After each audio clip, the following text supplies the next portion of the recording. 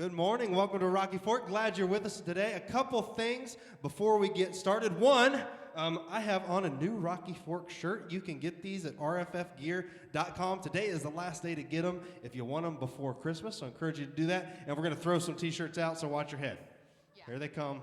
Drummer's throwing one. I think this, nobody died.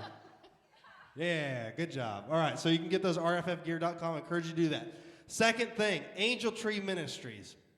163 gifts have been provided. We covered all of them, plus 60 stockings to the Hallsville School District. So good job. Thank you all very, very, very, very much. If you still want to help with that in some way, they could use 2 or 3 more drivers to help deliver those gifts. It's an awesome ministry. You guys crush it every year. Another phenomenal outing, even having to do things a little bit differently. So thank you so much for doing that.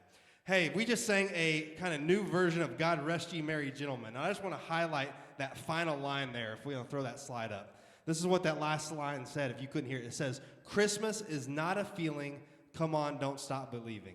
I don't know about you, but a lot of Christmas for me is tied up in how I feel and nostalgia and all this stuff. And if you've been here before in the past, you maybe have heard me say this thing about, it doesn't matter about Christmas if there's no resurrection. Like what we're talking about right now, the Savior coming, it doesn't matter if he didn't rise from the dead. So this is a good reminder of this isn't just a feeling. This is about believing in something that's greater than ourselves and a hope of eternity, all right? Will you stand with us as we worship this morning? Emmanuel.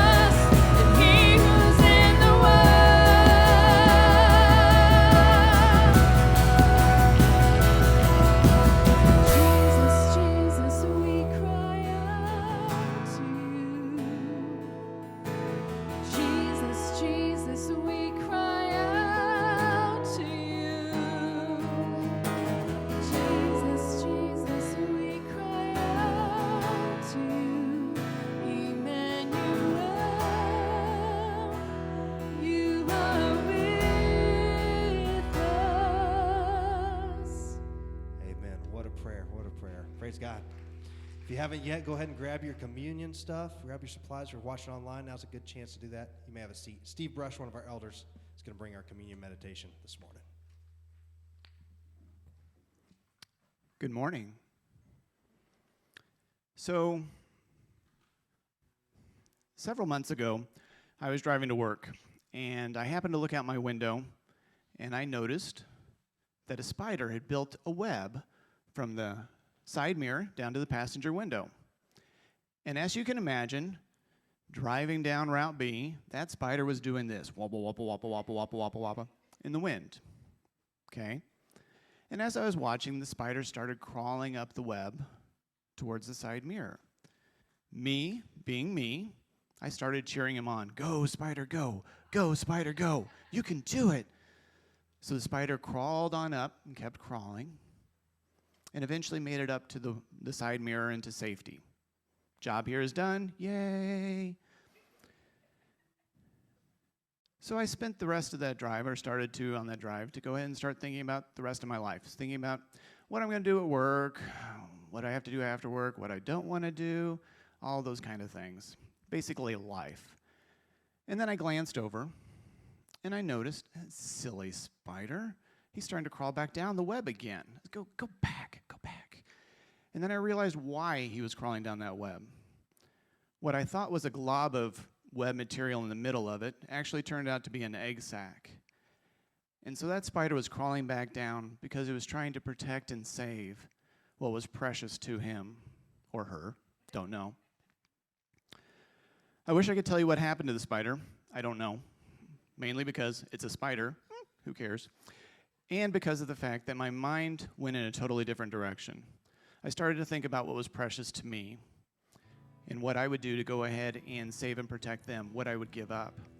And then I started thinking about, what I would do to give up if God called me to do something. What would I be willing to give up for that? And then I started thinking about Jesus. And I thought about the things that he did and how it parallels what that spider did. You see, the spider left the safety of the side mirror to crawl back down. Jesus was in heaven, and he left the safety of heaven to come to this earth.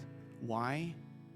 Because he loves you and I, and he wanted to do anything he could to save us. That's when everything changed for me. No longer was I thinking about my life and what was going on in it, but now I was thinking and praising God for the things that he had done for me. I was rejoicing in the things that he had done through me, and I was spending time praying that I could see those opportunities that he was going to present for me to further his service here on this earth. As we come across and come around the table today, this morning, I encourage you to do the same thing. Set aside the things that are going on in life. And we know there's a ton of stuff going on in life right now. But set it aside. Spend time praising. Spend time rejoicing in praying for your eyes to be open for those opportunities that we have to serve. And don't just do it for this 5 minutes that we're doing right now, or maybe for this hour that we're worshiping, or even today. But strive to do it every single day so that we can live our lives for God. Will you pray with me, please? Lord, we just praise and rejoice knowing that you are the God of all creation, and it is in you that we can trust. Thank you so much for those opportunities that we have each and every day to serve you. And please let our eyes and our hearts be open to see those opportunities. It's in your name I pray. Amen.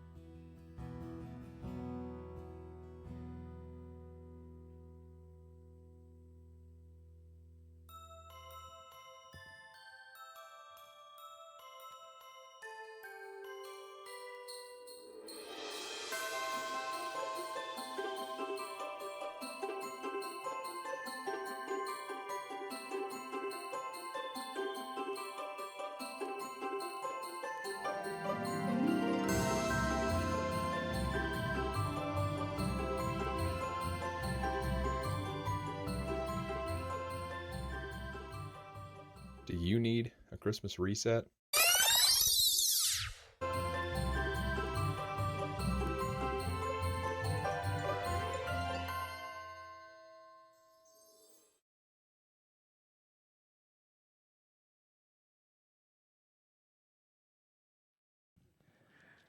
I think I need to learn how to put this microphone on again. Glad you guys are here. Thank you for being here, either online with us or here in person. We're so grateful that you chose to be part of Rocky Fork to worship with us this morning. Let's give Jonathan and the worship team a hand. They did an amazing job leading us this morning. Yes. I love the commercial where it talks about not being like your dad, right? There's this person who kind of trains the other people not to be like their dad. Well, I'm going to be at risk for a moment and talk about submarines, all right?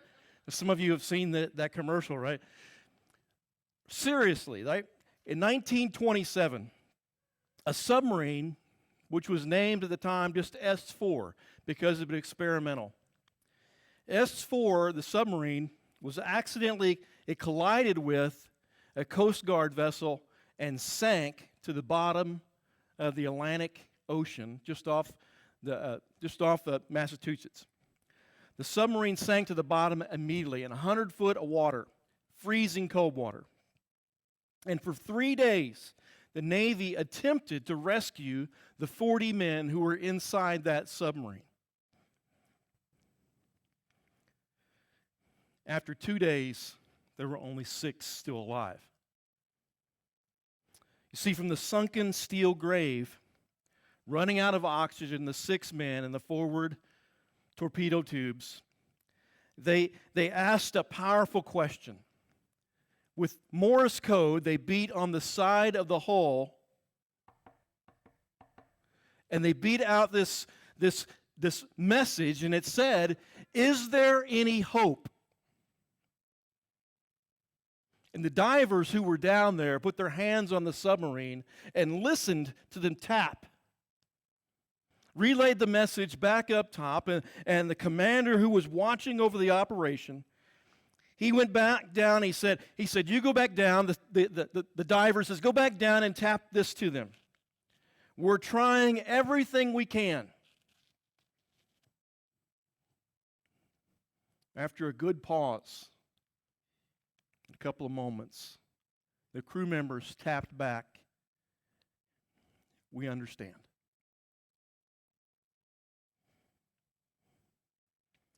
Now, 1927 is a long time ago, right? And I doubt any of us have been on a working submarine, right? Except for maybe one, right? But all of us have asked the question recently, is there any hope?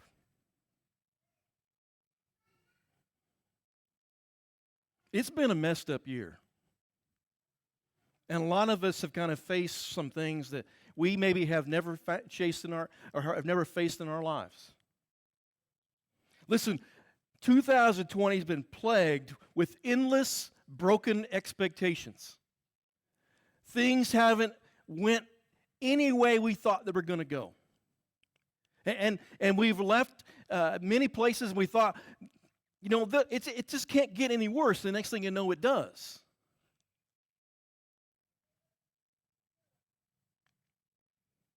And I think in all that, we kind of lose hope, we kind of lose peace.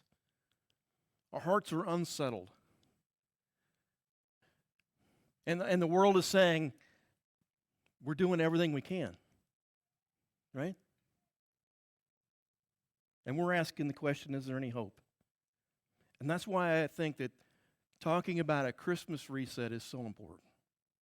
What a great opportunity for us to take our eyes off of the troubles of the world and focus them clearly on Jesus Christ. Maybe it's not it's not what we can do, but it's what Jesus has already done. Maybe that's where we find our hope. Maybe that's where we find our peace.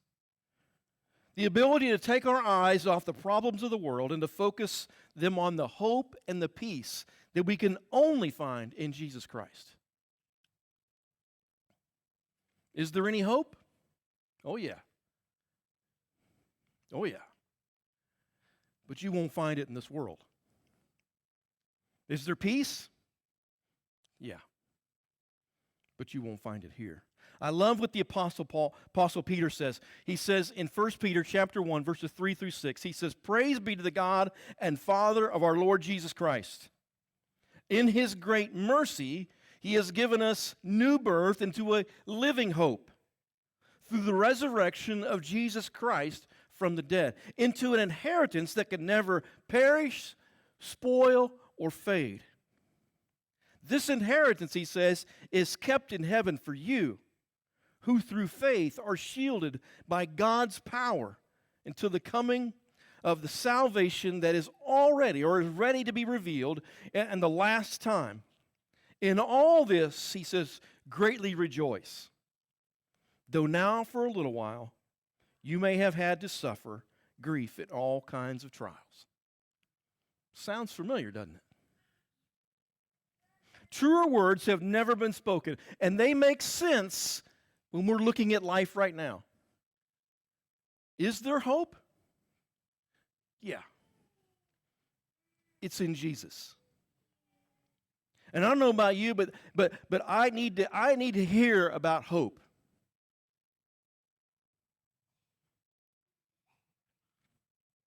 I need to hear about peace.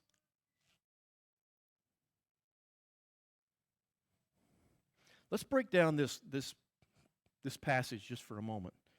Michael, can you run that passage back up there for me? Thank you. Let's break this down. Let's really treasure what's being said here.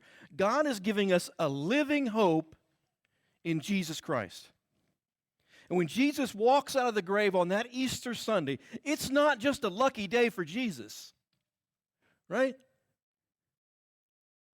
He is giving us an assurance of eternal life that everyone who chooses to follow him. Scriptures tells us over and over again that we are made new in Jesus Christ. And our sins are forgiven, and we are set free from death and from sin. It's a promised inheritance that was paid for in full and secured in heaven with Jesus.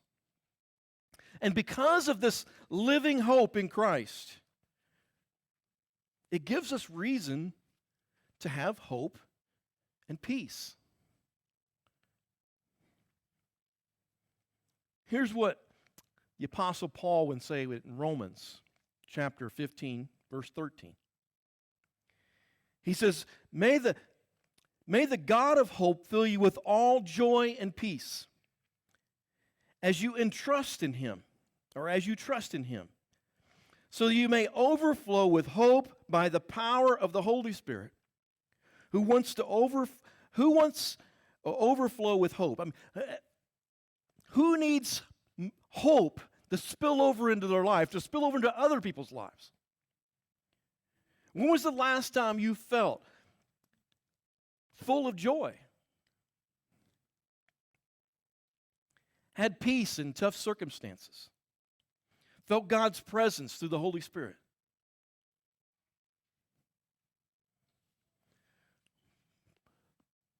Paul says something interesting here. He says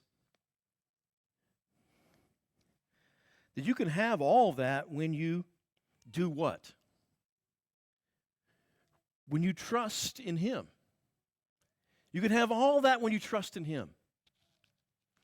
It's interesting because I think we talk about faith sometimes. We say things like, I have faith, or we talk about having faith, but faith is really broke down into two pieces. First is this: faith is believing or having a belief. It's the act of your mind settling on something, believing that is true. A judgment or intellect that a particular idea or statement is true. Sometimes it's called mental assent or belief. It's the idea that I hear something or I read something or someone tells me a story and I believe. Now, there's a lot of pieces that go into that. Evidence, facts, right? You begin to use your intellect and decide whether I'm going to believe that or not. We say things like, I believe that Jesus is the Christ, the Son of the living God.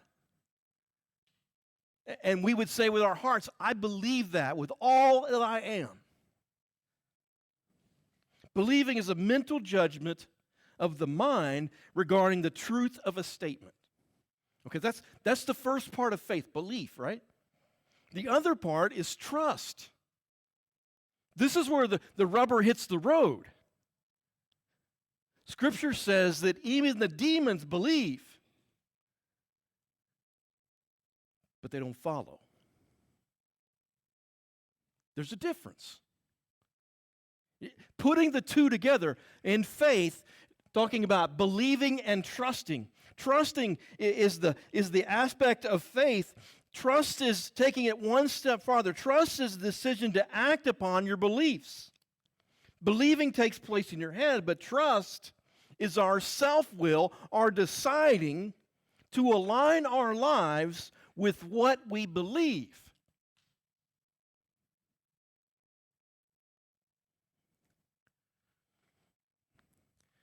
I've explained it like this before. In geography class, they would tell us about the world, right? And they would point to different places on the map, right? And they would say, well, this is where England is, and this is where London is. And they would say, well, this is where this is at. Well, how much do you believe that? Right? You can point to something and say, I believe that, but it's one more step to buy a ticket to go there, right? It's one more investment. You got skin in the game that says, I believe what you told me is true, and I'm going to buy a ticket to go there.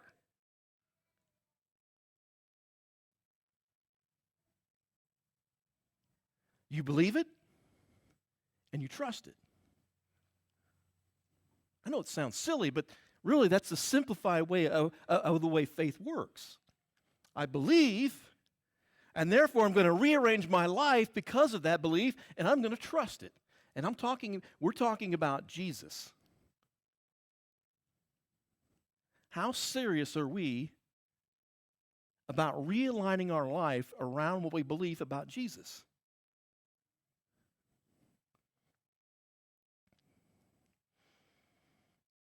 Trust is the decision to place all of our hope, our eternal life, is in the balance of what we believe in the power of Jesus' death, burial, and resurrection.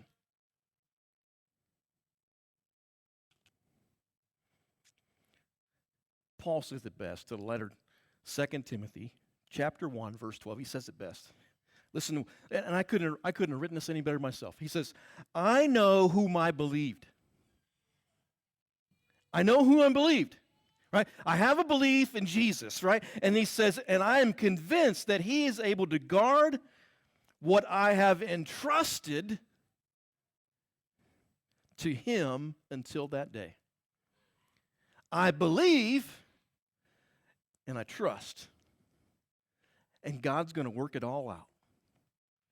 And that's my hope. And that's where I find my peace. And that's where I find my confidence. It is not in this world. It is in Jesus Christ. And as we were told earlier, that is kept for us in heaven. What is happening here has no bearing on what is happening there. I believe that Jesus is the Christ, the Son of the living God, and I have surrendered and I am aligning my life with him. Some of you people believe, right? A lot of people believe. But it's the trusting part that we struggle with.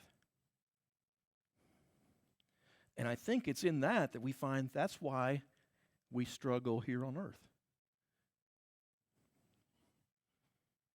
I believe, but I haven't trusted. See where I'm going?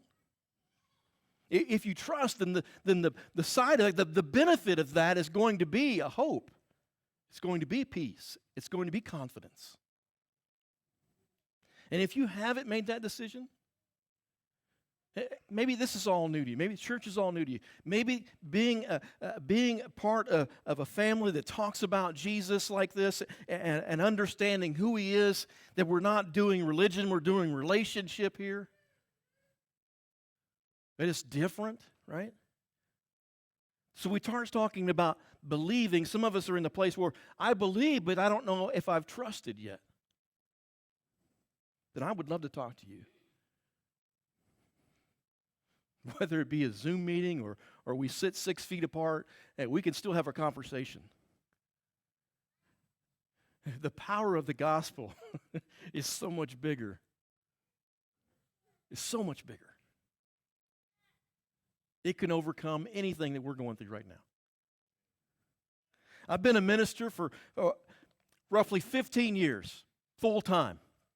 And I'm amazed how many times when somebody surrenders their life to Christ, some of the first things they say when they come up out of that water and they know that their sins are forgiven, they've been set free, they've been made new in Jesus, and some of the first things that comes out of their mouth is, wow, that water's cold. No, that's not it.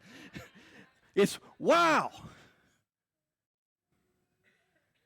For the first time in my life, I have peace. Look back at your own. Look back at your own salvation moment. Right? For all those years, I was fighting. I was struggling against the one who was trying to save me, the one who's trying to rescue me. And finally, I have peace. The God and I are no longer fighting against each other. We're one. So when Jesus says something like this in John 14:27, you get a sense of understanding of what He's saying. He says, peace I leave with you. My peace, Jesus says, my peace I give you. I do not give it as the world gives. Do not let your hearts be troubled, and do not be afraid. Just settle on, just push pause on that just for a moment. Just let that sink in. Just look at those words. Jesus' peace.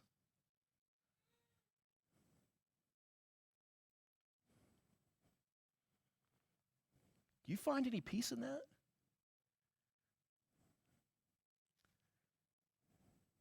The peace Jesus is talking about is directly connected to our relationship with Him. The level of faith we have in Him, the belief and the trust, it has nothing to do with circumstances in life or the status in society, our net worth, or where we live.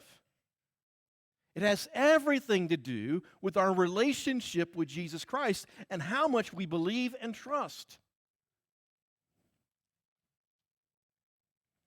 That's how Paul can say in Philippians chapter 4, verses 6 through 7. He says, do not be anxious about anything, but in every situation, by prayer and petition with thanksgiving, present your request to God. And the peace of God, which transcends all understanding, will guard your hearts and your minds in Christ Jesus.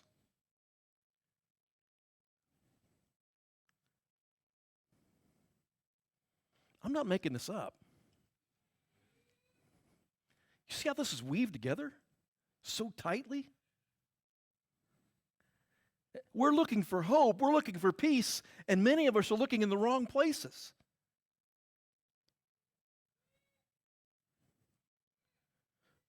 Listen, when Paul writes this to the church in Philippi, he's not sitting at a resort. He's not sitting on a beach.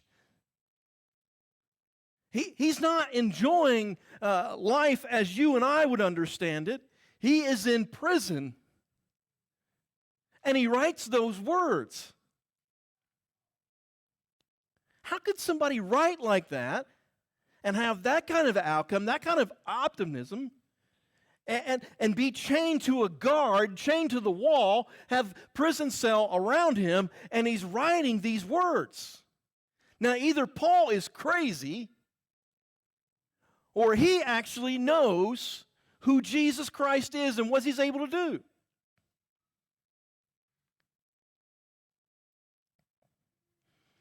peace that outdoes, that exceeds more than you and I can ever imagine or fathom.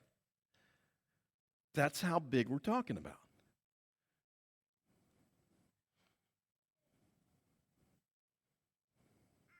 I can't understand it.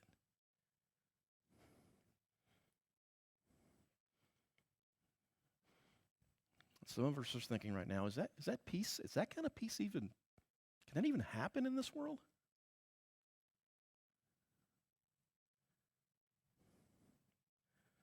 Well, we're not talking about a peace of this world, right?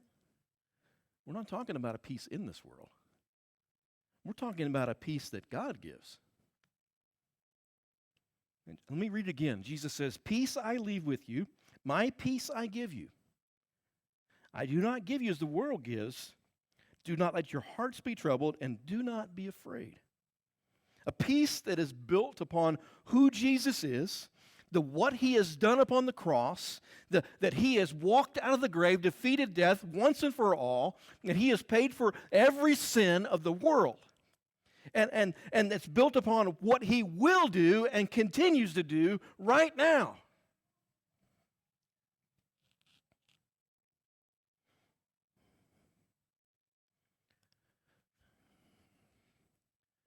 All right, I'm going to be really honest with you.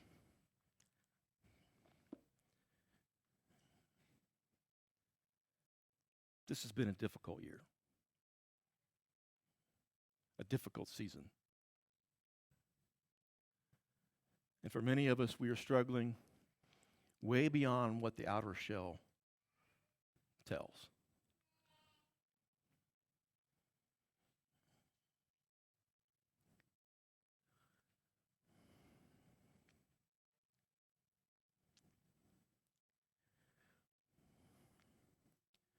And the world is offering virtually no help, no hope.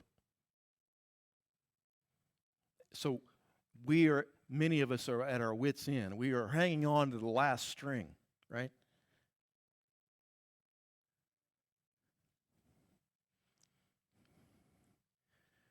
We don't need a new hope. We don't need a new hope that the world can give us or tries to give us. We don't need a bigger God. What we need is more Jesus. More content, more relationship, more words from him. We don't need a superhero. We have Jesus, the Christ, the Son of the living God. What we need is a Jesus reset. Right? If we already have him, then we just need to be familiar with him again. Get closer, draw near to him. We need to put him first in every part of our lives. To reset our hearts toward him, to align our priorities, to establish him as our hope, our confidence, and build that relationship. So when we start looking at Christmas, right? Luke chapter 2, verse 11 through 14 says this: "Today in the town of David, a Savior has been born to you. He is the Messiah, the Lord. This will be a sign to you. You will find a baby wrapped in clothes and lying in a manger." Suddenly, a great company of heavenly hosts appeared with the angel, praising God and saying, "Glory to God in the highest heaven, and on earth peace to those his favor rests."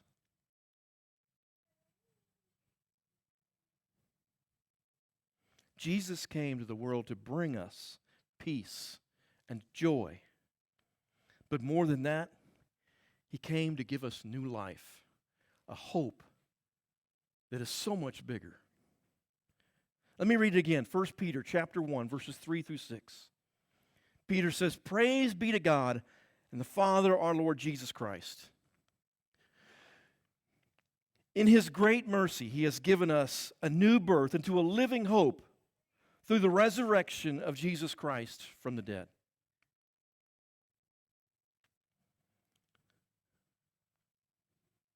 Let's be really honest for just a moment. What are you afraid of?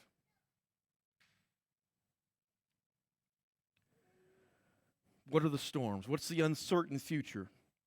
What's the not knowing? Is it the what is going to happen next that we fear? Is it your health? Is it a marriage? Is it relationships? Is it family?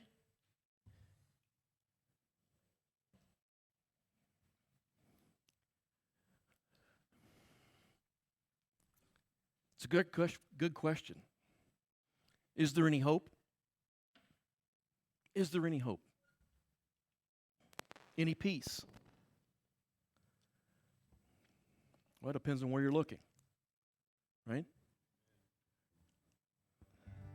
Trust what you believe. Put your faith in Jesus Christ. You will find hope and peace. And let the faith in Jesus wash over you. Tune everything else out for a little bit. And let's experience His peace.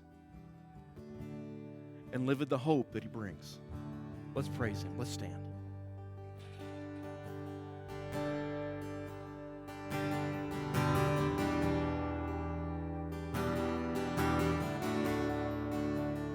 I don't want to be afraid every time I face the winds. Oh, I don't want to be afraid.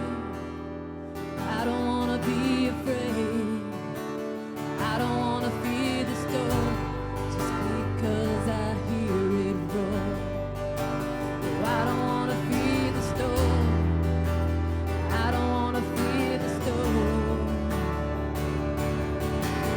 Peace be still, say the words and I will set my feet upon the sea till I'm dancing in the deep. Peace be still, you are here, so it is well. Even when my eyes can't see, I will trust the voice that speaks.